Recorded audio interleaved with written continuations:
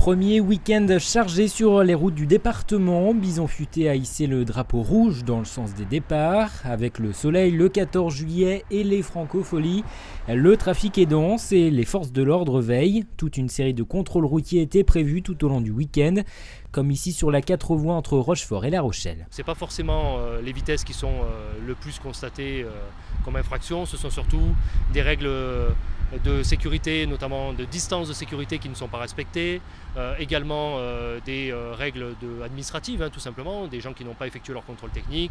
Depuis le début de l'année, les chiffres de la sécurité routière sont plutôt bons dans le département. 20 tués contre 36 en 2012 à la même époque, une baisse de 45%.